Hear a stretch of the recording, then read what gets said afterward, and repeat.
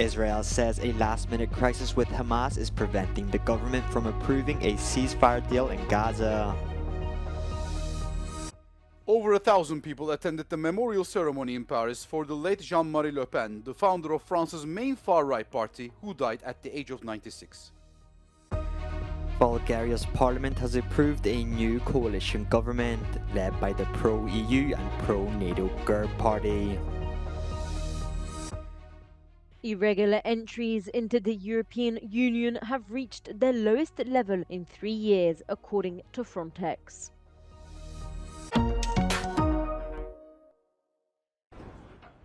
Israeli Prime Minister Benjamin Netanyahu has said a quote last-minute crisis with Hamas is preventing the approval of a ceasefire agreement in Gaza and the release of dozens of hostages. On Thursday, the government said that some things that were agreed on had now been changed and that it won't meet to approve the agreement until Hamas backs down. Until the agreement is finalized, again, with this jihadi organization, not famous for making agreements, plus we're in the Middle East, where in the last minute people try to get the best deal for themselves. This deal cannot be brought to Israel's cabinet. Families of fallen Israeli soldiers displayed coffins in Jerusalem on Thursday at a protest against the ceasefire deal. They said if agreed upon, it would be surrendering to Hamas without reaching the goals of the war. That deal will not let us make destroying the Hamas and bring to the nation a total victory. Meanwhile, Palestinians in Gaza have reported heavy Israeli bombardment as people were celebrating the ceasefire deal. The Hamas-run health ministry said at least 70 people were killed in airstrikes in the Strip overnight. Since the war began, Israel's offensive has killed over 46,000 people in Gaza, mostly women and children, according to the health ministry.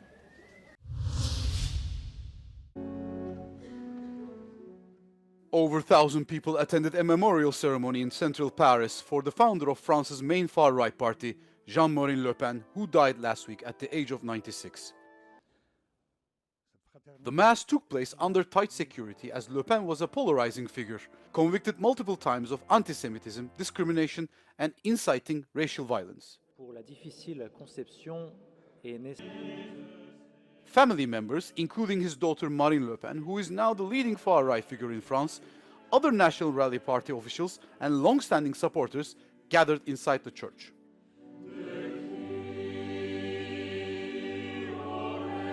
A private funeral took place last week in JeanMarie Le Pen's hometown of La Trinité-sur-Mer in Brittany.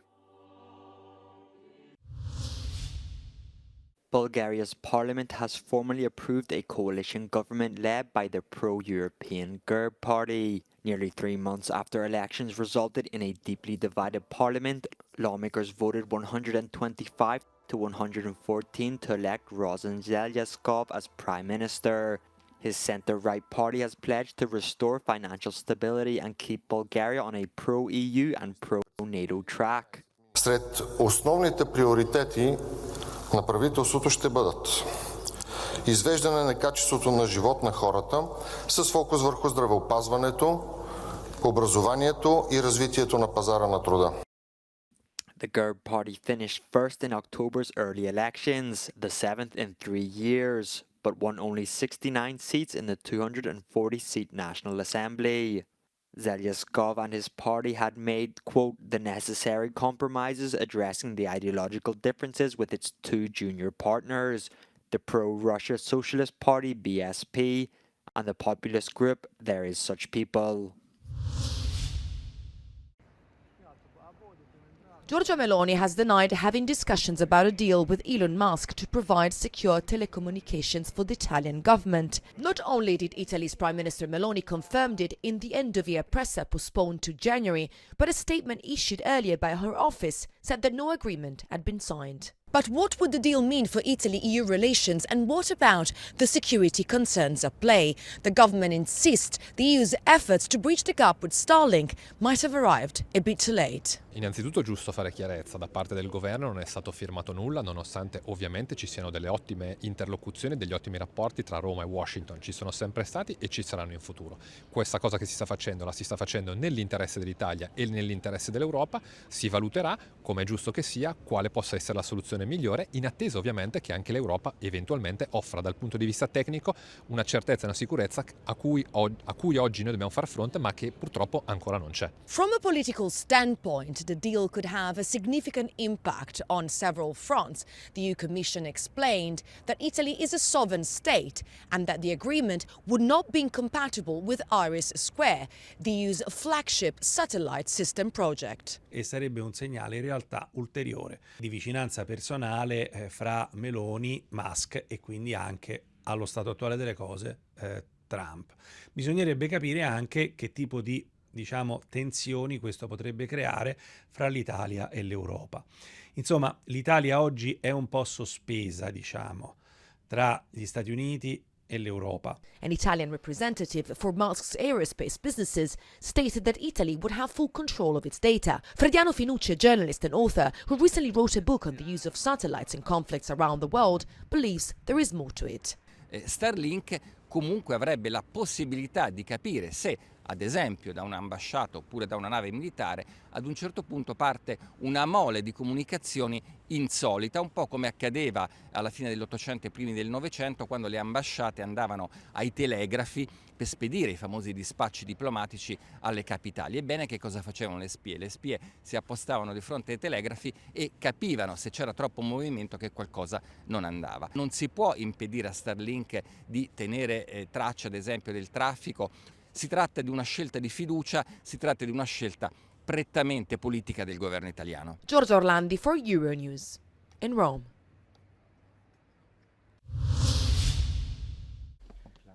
Pope Francis fell on Thursday and hurt his right arm, just weeks after a similar incident in which he injured his chin. Francis didn't break his arm, but a sling was put on as a precaution. The incident occurred at his home in the Vatican. The 88-year-old Pope has battled medical problems, including long bouts of bronchitis and a major intestinal surgery. He often has to use a wheelchair because of bad knees. But despite constant speculation about his health, Francis says he has no plans to resign.